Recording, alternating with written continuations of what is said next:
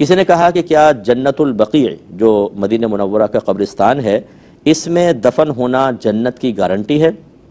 جی نہیں، یہ ایسا کوئی نہیں بات بیان کی گئی، بلکہ یہ اکابری نے تو یہ بیان کیا کہ وہاں پر ایسا بھی ہوگا کہ جس کے عقیدے میں خرابی ہے، جیسے کوئی گیا شخص اور وہاں دفن ہو گیا تو کیا وہ بھی جنت میں جائے گا؟ ایسی بات نہیں ہے، بلکہ بعض جو اہل کشف تھے انہوں نے یہ دیکھا، اہل کشف کی بات کر رہا ہوں، کہ جو اس طرح کا الٹا سیدھا آدمی وہاں دفن ہو گیا اس کی لاش کو کہیں اور منتقل کر دیا گیا۔ یہ اہل کشف کا معاملہ میں کوئی حدیث یا قرآن کی بات عرض نہیں کر رہا ہوں، اور انہوں نے یہ دیکھا، اللہ نے ان پہ انکشاف فرمایا۔ تو بہرحال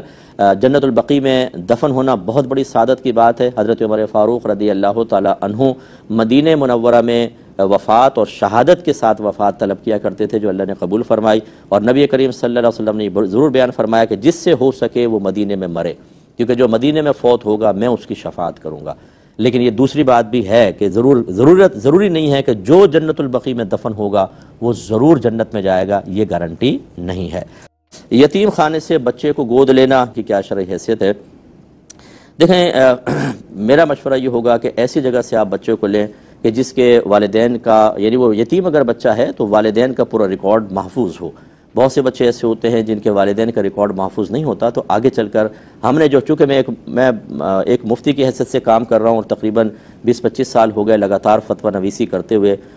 لوگوں کے مسائل بھی مجھے پتہ ہیں اور اس کے جو سائیڈ ایفیکٹس ہوتے ہیں، بعض اوقات جو خرابیاں معاشرے کے اندر ان چیزوں کی بعد میں پیدا ہوتی ہیں وہ بھی ہمارے پیش نظر ہوتی ہیں، اس لیے بعد میں آگے چل کر بہت مسائل پیدا ہوتے ہیں، الزامات لگتے ہیں، دیگر مسائل ہوتے ہیں۔ اس لیے بہتر ہے کہ اگر آپ لینا ہی چاہتے ہیں یتیم خانے سے، کسی یتیم کی کفالت کرنا چاہتے ہیں، تو پھر ایسے کے لیے جن کے والدین کا ریکارڈ باقاعدہ موجود ہو۔ ایک بھائی نے کہا کہ کسی نے ایک بچے کو گود لیا، اب اس کو محرم بنانے کے کیا طریقہ ہے؟ وہ کہتے ہیں میری زوجہ کے دودھ نہیں اترتا، تو کیا حکم شرع ہوگا؟ دیکھیں، اگر تو وہ لڑکا ہے تو یقیناً بعد میں اس عورت کے لیے، یعنی آپ کی زوجہ کے لیے، وہ نامحرم بنے گا، تو بہتر یہ ہے کہ ان عورتوں سے اس کو 2.5 سال کی مدت کے اندر دودھ پلوا دیں کہ آپ کی زوجہ اس کے لیے محرم بن جائے۔ مثلا زوجہ کی بہن دودھ پلا دیں، یا مطلب زوجہ کی والدہ دودھ پلا دیں، تو پھر یہ وہ بچہ رشتہ قائم ہو جائے گا، ٹھیک ہے۔ اور اگر لڑکی ہے تو شوہر کے رشتہ داروں کو چاہیے کہ وہ دودھ پلا دیں، مثلا شوہر کی بہن پلا دے، اگر وہ لڑکی ہے تو وہ پھر رشتہ قائم ہو جائے گا، یا ان کی کوئی اور دوسری بیوی سے بیٹی ہو یا ان کی والدہ ہوں دودھ پلا دیں، تو اس طریقے سے پھر محرمیت کے رشتے قائم ہو کر پھر ان کا ساتھ رہنا بالکل درست رہے گا۔ نہیں ہے۔ ایک بھائی نے کہا کہ مجھے امامہ پہننے کا کافی شوق ہے، لیکن جب میں پہن کر محلے میں نکلتا ہوں تو لوگ مجھے حیرت بھری نگاہوں سے دیکھتے ہیں، تو شاید ان کو تھوڑی ہچکچاہٹ محسوس ہو رہی ہوگی اس وجہ سے، تو یہ بالکل آپ نہ ہچکچائیں۔ کسی کی حیرت، کسی کے تعجب خیز نگاہوں کو دور کرنے کا بہترین طریقہ یہ ہے، اگر مثبت کام ہو تو، کہ اس کام کو آپ لگاتار کرتے رہیں۔ شروع میں حیرت ہوگی، پھر وہ حیرت ختم ہو جائے گی، کیونکہ وہ عادی ہو جائیں گے آپ کے۔ آپ کبھی کبھار پہنتے ہوں گے، باقی آپ کو برہنہ سر یا ٹوپی میں دیکھا ہوگا تو ایک دم حیرت سے دیکھیں گے بھی یہ کون ہے، اور بڑے عجیب و غریب، بعض اوقات امامہ باندھنا نہیں آتا تو عجیب سا لگتا ہے آدمی، لیکن آہستہ آہستہ اس کے عادی ہو جائیں گے۔ تو اس لیے اگر امامہ آپ پہننا چاہیں، یہ نبی کریم صلی اللہ علیہ وسلم کی بہت ہی پیاری سنت ہے، اس کو جب آپ سر پہ سجا لیتے ہیں، کوئی بدبخت ہو تو الگ بات ہے، ورنہ نیک بختی بہت حاصل ہوتی ہے کہ اللہ کی رحمت بھی نازل ہوتی ہے اور انسان بہت سی چیزوں سے بچ جاتا ہے، بہت سے گناہوں سے بچ جاتا ہے۔ تو اگر آپ پہن سکتے ہو ضرور پہنیے، اور شرم و جھجک اس میں نہ کریں، اچھے کام میں کبھی شرم جھجک نہ کریں۔ لوگ چست پینٹیں پہنتے ہیں جس میں ان کے تمام جسمانی اعضاء ظاہر ہو رہے ہوتے ہیں، ادھورے لباس پہن رہے ہوتے ہیں، کس طرح کے مطلب گھٹنے کھلے ہوئے ہیں، رانیں کھلی ہوئی ہیں، اور روڈ پہ کھڑے ہوئے ہیں، باتیں کر رہے ہیں، انہیں شرم نہیں آ رہی۔ آپ نبی کریم صلی اللہ علیہ وسلم کی سنت اپناتے ہوئے محو شرم اور محو حیرت ہوں، محو شرمندگی ہوں، ایسا نہ کریں، پہنیں، کوئی مسئلہ نہیں ہے۔ یہ بھائی نے فرمایا کہ ہم 3 السلام علیکم۔ وعلیکم السلام۔ جی جناب، سوال بتائیے گا۔ جی، میرا سوال یہ ہے کہ امامہ شریف کی کم از کم اور زیادہ سے زیادہ لمبائی سنت کے مطابق کتنی ہونی چاہیے؟ ٹھیک ہے، کوئی اور سوال ہے؟ جی بس، بہت شکریہ۔ جی کم از کم یہ 7 ہاتھ لکھا ہے، 7 ہاتھ شرعی لحاظ سے انگلی کے سرے سے لے کر یہاں تک، کونی تک، ہاں یہ 7 ہاتھ کے اس طرح ناپ لیں، تو یہ کم از کم ہے، اور زیادہ سے زیادہ 35 گز بھی لکھا ہے کہ 35 گز بھی ہے، لیکن بس ایسا کہ دیکھنے میں بہت ہی بدنما سا بھی نہ محسوس ہو، اتنا بڑا باندھ لیا کہ وہ کنٹرول میں نہیں ہو رہا، گر رہا ہے، اور اس سے سجدہ تک صحیح طریقے سے نہیں ہو رہا، ایسا نہیں ہونا چاہیے۔ اور موجودہ دور کے تقاضے کے اعتبار سے ہم یہی کہیں گے کہ سنت کو اس انداز سے پیش کریں کہ دوسرے کا دل چاہے کہ میں اس کو اختیار کروں، ایسی حیت اختیار نہ کریں، اس کو سادگی کا نام دے دیں کہ دوسرا دیکھے تو کہ یار میں بھی ایسے لگوں گا،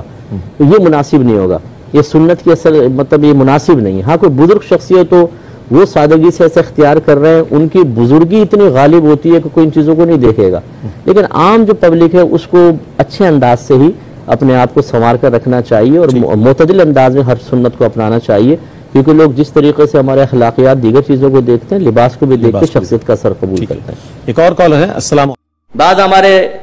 ینگ نوجوان کہتے ہیں مفتی صاحب میں یہ چاہتا ہوں یہ کرسچن لڑکی ہے اس کو مسلمان کر کے اس سے شادی کر لوں۔ وہ سوچتے ہیں مفتی صاحب کہ ارے قربان جاؤں تجھ پر بیٹا، اتنا بڑا کام لڑکی کو مسلمان کر رہا ہے۔ اب ہم سوال کرتے ہیں بیٹا پہلے یہ بتا تجھے خود اپنا دین مسلک معلوم ہے؟ وہ لڑکی مسلمان ہوگی دین کے بارے میں 2 کویسچن تم سے کرے گی، تم کہو گے مجھے تو پتہ نہیں، تجھے خالی مسلمان کرنا اتنا مجھے پتا تھا یہ دین کہہ رہا ہے، باقی آگے مجھے کچھ پتہ نہیں ہے۔ اس لیے ایسا کوئی نوجوان بیٹھا ہو میں اس سے گزارش کرتا ہوں ضرور آپ کسی کو ترغیب دے کر اگر کوئی آ رہا ہے اس طرف آئیں۔ لڑکیوں سے دوستی کی ترغیب نہیں دے رہا ہوں بھائی، کبھی کہیں مفتی صاحب نے کہا تھا ترغیب دے کے لاؤ، تو اب میں نے کوئی کرسچن وہ مریم نام کی ایک لڑکی مجھے مل گئی ہے، اب میں فل ترغیب دے رہا ہوں اس کو تاکہ وہ اسلام قبول کر کے اس فقیر کو قبول کر کے اور مسلمان بن کر میرے لیے ثواب جاریہ ہو جائے، یہ ترغیب دینا مقصود نہیں۔ لیکن آپ اگر فرض کر لیں کوئی ایسی صورتحال بنتی ہے، کوئی غیر مسلم لڑکی ہے، اگر آپ اس سے شادی کرنا بھی چاہتے ہیں، کنڈیشن یہ لگائیے کہ پہلے مسلمان ہو کر 1 سال تک ہمارا پورا دین سیکھنا ہوگا۔ ابھی چونکہ یہ محفل ہے میں آپ کو دعوت دیتا ہوں، کوئی اگر ایسا ہے ہم سے رابطہ کروا دیں، ہم اس کو دین سکھائیں گے، پورا دین۔ لیکن جب تک 1 سال تک وہ دین نہ سیکھ لے اور بشمول آپ بھی خود بھی ساتھ ساتھ دین سیکھ لیں، اس وقت تک شادی نہ کیجیے گا، کیونکہ میرے پاس اتنے کیسز آئے ہیں باہر کے کہ کسی بھی لڑکی کو خالی مسلمان کر کے نکاح کر لیا، چند دن بعد اس کا دماغ خراب ہوا، 1 بچہ 2 بچہ تھا، اس نے لی طلاق، دوبارہ غیر مسلم ہوئی، اور وہاں کے قانون کے مطابق ماں اپنے بچوں کو ساتھ لے جاتی ہے، وہ بچوں کو لے گئی اور ان کو عیسائی یا یہودی بنا دیا۔ کیا فائدہ ہوا آپ کے؟ اپنے مسلمان بچوں کو نظر انداز کر کے صرف اپنی نفسانی خواہشات کو پورا کرنے کے لیے شوق میں کہ ایک غیر مسلم لڑکی مسلمانوں کے میرے عقد میں آ جائے، اس نفسانی خواہش کی آپ نے تکمیل کی اور کافر بچے پیدا ہوئے۔ ان بچوں کی پروٹیکشن کے لیے کچھ بھی آپ نے نہیں کیا۔ اسی طریقے سے آپ میں سو سکتا ہے ہمارے نوجوانوں نے کچھ غیر مسلمین کو دوست بنایا ہو۔